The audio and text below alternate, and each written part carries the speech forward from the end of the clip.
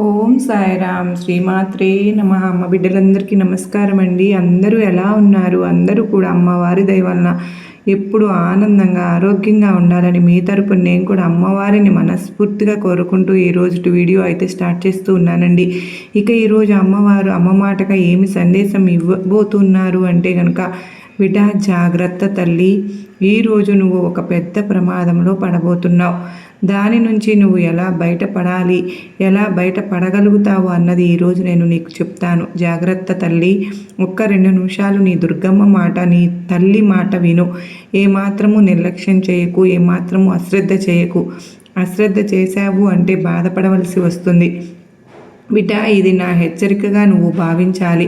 హెచ్చరికగా భావించి నీ తల్లి ఏ సందేశాన్ని నీకు అందిస్తున్నానో, ఏం చెప్పాలి అని అనుకుంటున్నానో ఒక్క 2 నిమిషాలు నీ తల్లి కోసం కేటాయించి విను తల్లి అంటూ ఈరోజు అమ్మవారు అయితే అంటూ ఉన్నారండి. ఇలా మరి అమ్మవారు ఇంత గట్టిగా ఎందుకు చెప్తూ ఉన్నారు, ఎందుకు దేనికోసం చెప్తూ ఉన్నారు అంటే కనుక, ఖచ్చితంగా అక్కడ మనకు సంబంధించినటువంటి, మన జీవితానికి సంబంధించినటువంటి ఏదో ఒక సందేశం ఉందండి.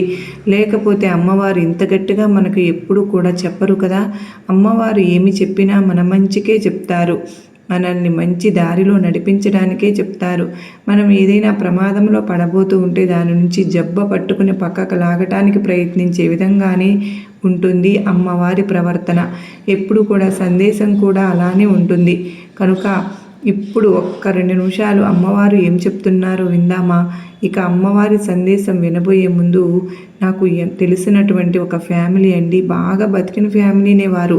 ఒక్కసారిగా బిజినెస్లో ఫ్రెండ్స్ మోసం చేయడం వల్ల, పార్ట్నర్లు మోసం చేయడం వల్ల దివాలా తీసేసి లాస్ అయిపోయారు. అంటే ఉన్న ఇల్లు పోయింది, ఆస్తుపాస్తులు పోయి, వాళ్ళ దగ్గర ఉన్న బంగారం కూడా పోయింది, తినడానికి కూడా ప్రతి పూట లాటరీ అంటే కొట్టవలసిన పరిస్థితి వచ్చింది. వాళ్ళకి ఎంత ఉన్నతంగా బతికిన వాళ్ళు ఒక్క పూట అన్నానికి లేక బాధపడుతూ ఉంటే ఆ సిచ్యువేషన్ ఎంత నరకంగా ఉంటుంది. చాలా బాధ అనిపించింది. ఒకసారి నేను అమ్మవారి గుడికి వెళ్ళినప్పుడు ఆవిడ కలిసి ఎలా ఉన్నారు అంటే, ఇలా అయిపోయింది పరిస్థితి అంటే నాకే గుండె తరుక్కుపోయింది. ఒక్కసారి అమ్మవారి మీద నమ్మకంతో, ఒక్కసారి నేను చెప్పినటువంటి సందేశాన్ని అమ్మవారికి ఈ విధంగా చేసుకుంటే మీకు చక్కగా పరిష్కారం దొరుకుతుంది అని చెప్పి నేను చెప్పానండి. నిజంగానే వాళ్ళ జాతకంలో ఉన్న దోషాలకు తగినటువంటి పూజలు అనేవి అమ్మవారికి మొత్తం ప్రాబ్లమ్స్ అన్నీ ఒక్కొక్కటిగా సాల్వ్ అవుతూ ఉన్నాయి. చేసుకున్న తరువాత మళ్ళీ వాళ్ళు నాకు ఎవరో ఇవ్వవలసిన డబ్బు ఉంటే అది తీసుకున్నారు, ఇచ్చేశారు. మళ్ళీ మేము బిజినెస్ స్టార్ట్ చేసుకున్నాము, ఇప్పుడు కొద్దిగా ఇంప్రూవ్మెంట్ అవుతుంది అంటూ చాలా హ్యాపీగా నాకు ఫోన్ చేసి చెప్పడం అయితే జరిగింది. ఇలాంటి ఎటువంటి ప్రాబ్లమ్స్ అయినా ఉండనివ్వండి, చిటికెలోనే అమ్మవారు మనకు పరిష్కరించి చూపిస్తారు. అమ్మవారి ఆశీస్సులతో అందరికీ, మీ అందరికీ కూడా ఎటువంటి సమస్యలు ఉన్నా తీరిపోవాలని చెప్పి నేను కూడా మీ అందరి తరపున అమ్మవారి గుడికి వెళ్ళినప్పుడు అయితే ప్రార్థనలు అయితే పెడతానండి. మీరైతే మాత్రం కామెంట్ సెక్షన్లో శ్రీమాత్రే నమః అని కామెంట్ చేయడం మాత్రం మర్చిపోవద్దు. మీకు నిజంగా అమ్మవారి మీద ప్రేమ, భక్తి, గౌరవం ఉన్నట్లయితే తప్పకుండా అమ్మవారికి లైక్ ఇచ్చి మరికొంతమంది అమ్మ బిడ్డలకు షేర్ చేయండి. అంత మాత్రమే కాదు, అమ్మవారు మనకు ఏ సందేశాన్ని ఇచ్చినా దాని నుంచి మీకు ఎటువంటి ఇన్స్పిరేషన్గా అనిపించిన ఆ విషయాలన్నీ కూడా కామెంట్ సెక్షన్లో షేర్ చేయండి. ఇక అమ్మవారి సందేశం వినే ముందు ఇక్కడ ఒక చిన్న రిక్వెస్ట్ అండి. మన వీడియోకి అయితే ఒక చిన్న లైక్ ఇచ్చేస్తే కనుక, నిజంగా మీకు లైక్ అన్నది నాకు ఎంతో అమూల్యం అండి. మీరు లైక్ ఇవ్వడం వల్లనే ఇంకొంతమంది అమ్మ బిడ్డలకు మన వీడియో అనేది రీచ్ అవుతుంది. ఇక మన ఛానల్ ఫస్ట్ టైం చూస్తుంటే సబ్స్క్రైబ్ చేసుకుని మీ సపోర్ట్ నాకు అందిస్తారు కదా. ఇక అమ్మవారు ఇలా అంటూ ఉన్నారు, బిడ్డ ఎప్పుడు నన్ను ఇలా అడుగుతున్నావు కదా తల్లి దుర్గమ్మ, నాకే ఎందుకు ఈ కష్టాలు? ప్రతిరోజు కూడా నేను నీ గుడికి వెళ్తూ ఉంటాను, నేను పూజిస్తూ ఉంటాను, నిన్నే తలుచుకుంటూ ఉంటాను, నిన్నే కొలుచుకుంటూ ఉంటాను, ప్రతి క్షణం నిన్నే ధ్యానిస్తూ ఉంటాను. దుర్గమ్మ దుర్గమ్మ అన్న మాట తప్ప ఇంకో మాట నాకు రానే రాదు కదా. నిన్ను తలవందే వచ్చి మంచి నీళ్ళు కూడా, పచ్చి మంచినీళ్ళు కూడా ముట్టుకోలేదు. నిన్ను తలవందే రాత్రి కంటికి నిద్ర కూడా పోను కదా. మరి ఎటువంటి నాకు ఎందుకు దుర్గమ్మ ఇన్ని కష్టాలు? ఎందుకు తల్లి ఇన్ని అవమానాలు, కన్నీళ్ళు? మరి నేను ధర్మబద్ధంగా ఉన్నాను, న్యాయంగా ఉన్నాను, ఎవరికీ చెడు చేయలేదు, చీమకు కూడా హాని తలపెట్టలేదు. నాకు ఉన్నంతలో నేను నీకు ఎంతైనా కానీ 10 మందికి సహాయం అనేది చేస్తూనే ఉన్నాను. మరి ఎందుకు తల్లి నాకు అంటే మంచి వాళ్ళకు మంచి రోజులు లేవా తల్లి? ఇంకా ఎన్నాళ్ళు నాకు ఈ కష్టాలు దుర్గమ్మ? ఎందుకు తల్లి నాకు ఈ బాధలు అని అడుగుతూ ఉన్నావు కదా తల్లి. నీ జీవితంలో నీకు ఎటువంటి పడని బాధ అంటూ ఏదీ లేదు, నాకు తెలుసమ్మా. ఆ విషయం నాకు జీవితంలో ఒక్కొక్కసారి కొంతమంది దేవుడిని కూడా తలవని వారు కూడా, గుడి మెట్లు కూడా ఎక్కని వారు, పిల్లికి బెచ్చం కూడా పెట్టని వాళ్ళు కూడా సుఖంగా జీవిస్తూ ఉంటారు. ఇలాంటి సమయంలోనే అలాంటి వాళ్ళు బాగానే ఉన్నారు కదా. మరి నేను ఇంతగా అమ్మను దుర్గమ్మను తలుచుకుంటూ ఉన్నాను అన్న అనుమానం నాకే ఎందుకు కలుగుతుంది కదా తల్లి. నువ్వు అనుకుంటూ ఉంటావు బిడ్డ, దేవుడికి న్యాయ వ్యవస్థ ఎంత అన్యాయంగా ఉందా? దేవుడు తనను పూజించే బిడ్డలను వాళ్ళకి కష్టాలు పెడుతూ, కన్నీళ్లను పెడుతూ, కష్టాలు కలిగిస్తూ ఉంటాడా అని నువ్వు ఎప్పుడు అనుకుంటూ ఉంటున్నావు కదా తల్లి. నీ ప్రశ్నలన్నింటికీ కూడా ఈరోజు నేను సమాధానం చెప్తాను. నువ్వు జాగ్రత్తగా ఒక్క 2 నిమిషాలు విను బిడ్డ. నీకు ప్రతిదీ కూడా అర్థమయ్యే తీరుతుంది. నీకు దేవుడు ఉన్నాడా లేడా అన్నది కూడా నువ్వే చెప్తావు తల్లి. ఈరోజు ఒక ప్రమాదం నుంచి నిన్ను నేను కాపాడబోతూ ఉన్నాను. ఆ సంఘటన చూస్తే వింటేనే నీకే తెలుస్తుంది దేవుడు ఉన్నాడో లేదో అని. దాన ధర్మాలు, దైవభక్తి కలిగిన వాళ్లకు మాత్రమే ఎందుకు ఎక్కువ కష్టాలు? భగవంతుని కలలో కూడా నమ్మని వాళ్లకు ఎందుకు సుఖంగా ఉంటున్నారు? ఇలాంటి సందేహాలతో, అనుమానాలతో, ప్రశ్నలతో నీ మనసు నిండిపోయి ఉంది కదా బిడ్డ. అయితే విను. అరటి పండు వలిచి చేతిలో పెట్టినంత సులువుగా నీకు అర్థమయ్యేలాగా నేను చెబుతాను తల్లి. ఈరోజు జాగ్రత్తగా నువ్వు వింటావు కదూ. మనిషి నిత్య జీవితంలో కలిగే ఎన్నో ఆటుపోట్ల గురించి, కష్టాలను ఎదుర్కొనే పద్ధతుల గురించి ఎన్నో వివరాలు నేను నీకు అందించబోతూ ఉన్నాను. నీకు ఈరోజు ఎప్పుడూ కూడా కొన్ని ప్రశ్నలు అడిగి తన సందేహాలను నివృత్తి చేసుకోవాలని ప్రతి ఒక్కరూ అనుకుంటూనే ఉంటారు, ప్రయత్నం చేస్తూనే ఉంటారు. మరి ఎందుకు అలాగా నాకే ఎందుకు ఈ కష్టాలు వస్తూ ఉన్నాయి? నేను నీ మనసులో రేగినటువంటి అనుమానాలు, ప్రశ్నలు, సందేహాలు అన్నింటికీ కూడా నీకు ఈరోజు నేను సమాధానం ఇచ్చే తీరుతాను బిడ్డ. చెబుతున్నాను తల్లి. కురుక్షేత్ర యుద్ధ సమయంలో అర్జునుడు కృష్ణుడిని ఇలా అడిగాడంట. ఏమని అంటే, భారతాన్ని, మహాభారతాన్ని మనం చూసుకున్నట్లయితే పాండవులందరూ కూడా ఎంతో దైవభక్తితో ధర్మాన్ని ఆచరిస్తూ సన్మార్గంలో పయనించారు. అయినప్పటికీ వాళ్ళు జీవితాంతం కష్టాలనే అనుభవించారు. శ్రీకృష్ణ భగవానుడు కొన్ని ప్రశ్నలు అడిగి తన సందేహాలను నివృత్తి చేసుకున్నారు. మంచి వాళ్లకు ఎందుకు కష్టాలు వస్తాయి అని అర్జునుడు శ్రీకృష్ణుని అడిగినప్పుడు, ఎంతో దైవభక్తితో ధర్మాన్ని ఆచరిస్తూ సన్మార్గంలో పయనించిన మేము ఎన్ని కష్టాలను అనుభవించాము, జీవితాంతము కష్టాలను అనుభవిస్తూనే వచ్చాము.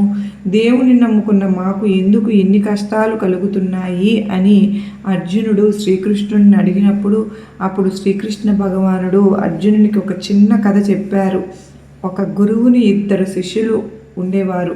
ఇద్దరు కూడా మంచి విద్వాంసులు, విజ్ఞాన సంపన్నులు కూడా. వారిద్దరిలో ఉన్న ఒకే ఒక వ్యత్యాసం ఏంటి అంటే, ఒకళ్ళు దేవుడిని ప్రతిక్షణం పూజిస్తూ ధ్యానిస్తూ ఉంటే మరొకరు మాత్రం దేవుని స్మరణ కూడా చేయడానికి ఇష్టపడేవారు కాదు. ఆస్తికుడైన విద్యార్థి ఎక్కడ భగవంతుని పూజలు కనిపించినా అతను వెళ్ళి అక్కడ తన వంతు సహాయం చేస్తూ ఆ పూజలో పాల్గొంటూ ఉండేవాడు. భక్తి శ్రద్ధలతో భగవంతుని పూజిస్తూ ఉండేవాడు. కానీ నాస్తికుడైన విద్యార్థి మాత్రం భగవంతుని వైపు కన్నెత్తి కూడా చూసేవాడు కాదు. అంత మాత్రమే కాదు, అతనికి మద్యం సేవించే అలవాటు కూడా ఉంది. లోకంలో ఉన్న చెడు అలవాట్లు అన్నీ కూడా అతనికే ఉన్నాయి. అతని దగ్గరే ఉన్నాయి అంటే అతను చేయని పని అంటూ ఏదీ లేదు. ఒక్కరోజు ఏమైందో తెలుసా? ఆ నాస్తికుడైన విద్యార్థి మద్యం మత్తులో తూలుతూ నోటికి వచ్చిన బూతులన్నీ మాట్లాడుతూ ఇంటికి వెళ్తూ ఉన్నాడు. అప్పుడు రోడ్డు మీద వెళ్తూ ఉంటే అక్కడ తనకి డబ్బులతో నిండిన ఒక పెద్ద సంచి కనపడుతుంది. ఇక ఆనందం పట్టలేక గట్టిగా కేకలు వేస్తూ తనకు ఆ రోజు అదృష్టం పట్టిందని, బోలెడంత డబ్బు దొరికింది అని చెప్పి అరిచాడు. ఈ డబ్బుతో ఇక జీవితాంతం హాయిగా గడపవచ్చు అని అతను సంబరపడిపోయాడు. ఇక తనకు జీవితంలో వెనక్కి తిరిగి చూసుకోవాల్సిన అవసరం లేదని అతనికి అనిపించింది. అప్పుడు తన ఇంటికి బయలుదేరాడు. అదే సమయంలో భగవంతునికి ఎంతగానో ధ్యానం చేస్తున్న శిష్యునికి మాత్రం ఇంటికి వెళ్ళే సమయంలో కాలికి ఒక రాయి గుచ్చుకుంటుంది. సరిగ్గా అదే సమయంలో కూడా ఆ నాస్తికుడైన శిష్యుడు కూడా అటువైపుగా వస్తూ ఉన్నాడు. అన్ని పూజలు చేసే శిష్యుణ్ణి హేళన చేస్తూ విక్కిరింపుగా మాట్లాడడం మొదలు పెడతాడు.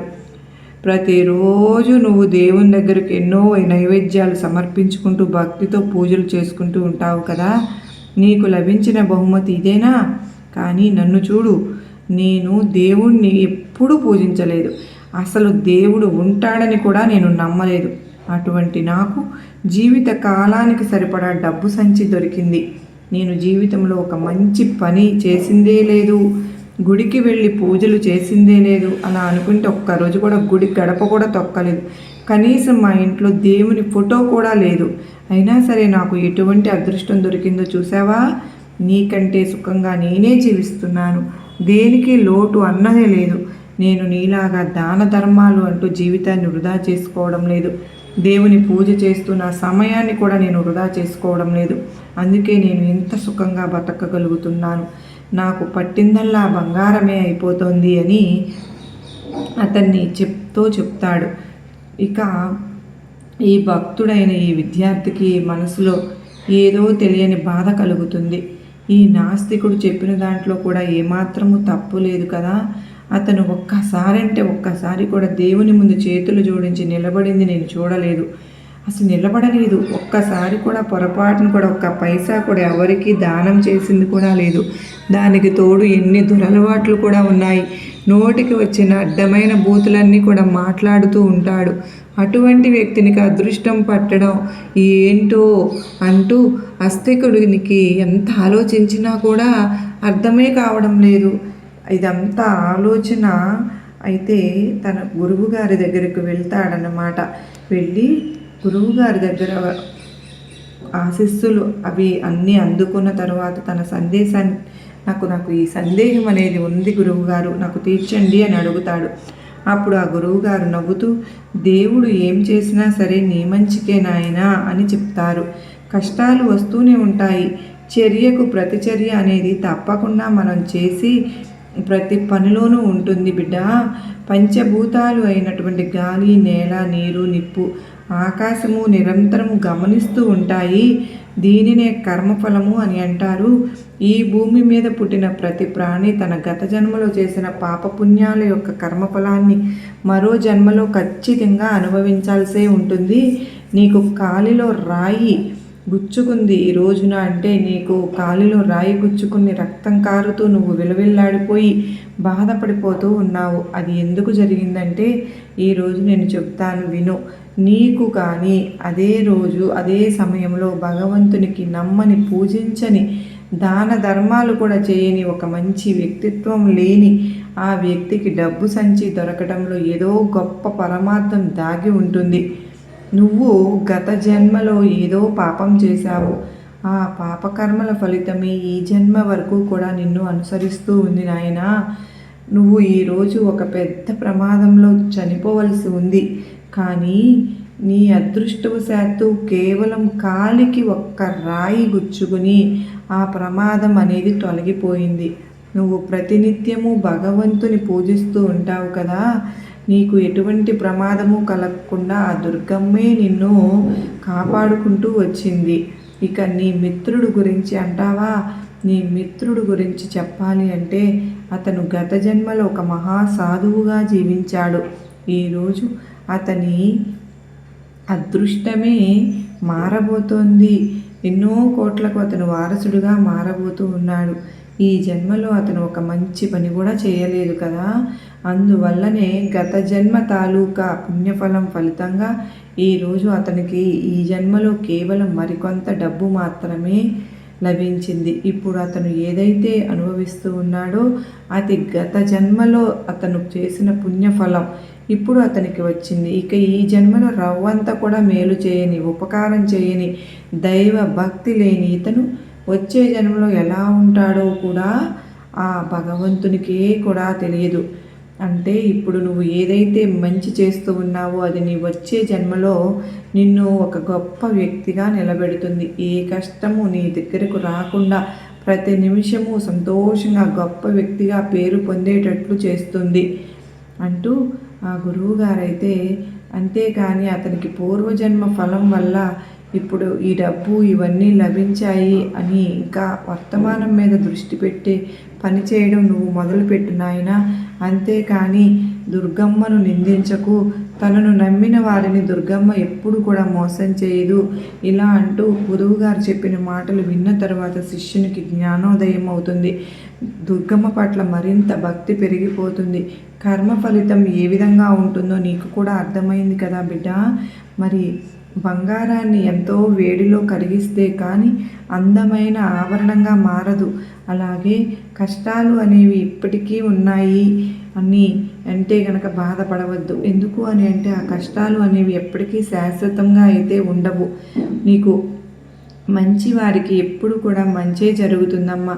చెడ్డవాళ్ళు మొదట సుఖాన్ని అనుభవిస్తారు, కానీ ఏదో ఒకరోజు ఆ పాపకర్మల ఫలం వాళ్ళు అనుభవించక తప్పదు. మరి నీకు అంటూ ఇంతలో ఇంత మాత్రానికి నాకు నా దుర్గమ్మ కష్టాలు ఇచ్చేశాను, నన్ను పట్టించుకోవడం లేదు అంటూ, నన్ను నిర్లక్ష్యం చేస్తున్నాను అంటూ, నా కష్టాలను నన్ను వదిలేసింది దుర్గమ్మ అంటూ నిందించేస్తున్నావా? నీ దుర్గమ్మ ఎప్పుడు కూడా నీ కష్టాలన్నింటినీ కూడా ఏదో ఒక కారణం ఉంటుంది అని నువ్వు గ్రహించు తల్లి. ఇప్పుడు నువ్వు పడుతున్న ఈ బాధలన్నింటినీ కూడా నువ్వు పూర్వజన్మలో చేసుకున్న కర్మ ఫలితమే బిడ్డ. కొద్ది రోజులు నువ్వు అనుభవించాలమ్మా. ఆ కర్మఫలం తెగే రోజు వచ్చింది అంటే నీ దగ్గర ఇంకా ఏమీ ఉండదు. నీకు కష్టాలు ఉండవు, కన్నీళ్ళు ఉండవు, దరిద్రాలు ఉండవు, బాధలు ఉండవు, ఏమీ ఉండవు. అలాగే ఏదైనా సరే చిన్నగా ప్రమాదాలు, ఏదైనా కష్టము బాధ వచ్చినప్పుడు అసలు దుర్గమ్మ నన్ను పట్టించుకోవడం లేదు, లేకపోతే నాకు ఈ దెబ్బ తగులుతుందా, నేను ఇక్కడ పడను కదా, నాకు ఈరోజు ఈ కష్టం వస్తుందా, నేను ఈరోజు ఈ కన్నీళ్ళు పెట్టుకోవాల్సిన స్థితి ఏర్పడుతుందా అంటూ నిందించేస్తున్నావు కదా బిడ్డ. నీకు ఇప్పుడు అర్థమైందా? నీకు ఈరోజు ఇంత చిన్నగా ఏదో కష్టమో బాధో నొప్పో కలిగింది అంటే పెద్దగా రావాల్సిన కష్టాన్ని, దాన్ని కొండంతగా రావాల్సినటువంటి కష్టాన్ని గోరంతలాగా చేసి నీకు అందించాను అని, ఆ కొండంతే వస్తే నీ మీద పడితే నువ్వు భరించగలిగేదానివా చెప్పు? అసలు తట్టుకోలేవు బిడ్డ.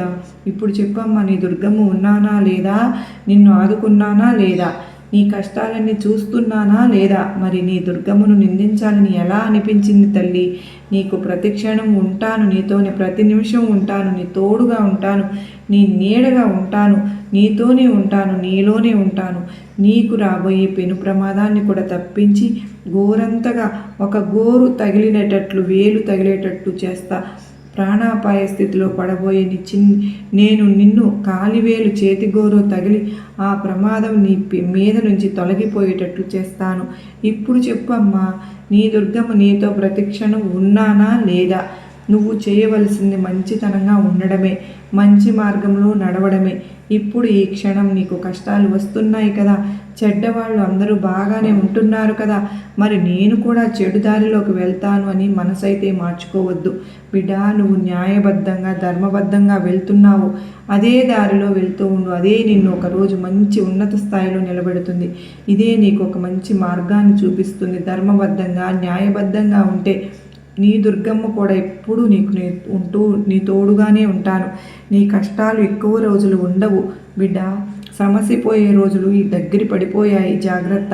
నీ దుర్గమ్మ మాట గుర్తుంచుకుంటావు కదూ అంటూ అమ్మవారైతే ఈరోజు చాలా అత్యద్భుతమైన సందేశాన్ని అందించారు కదండి.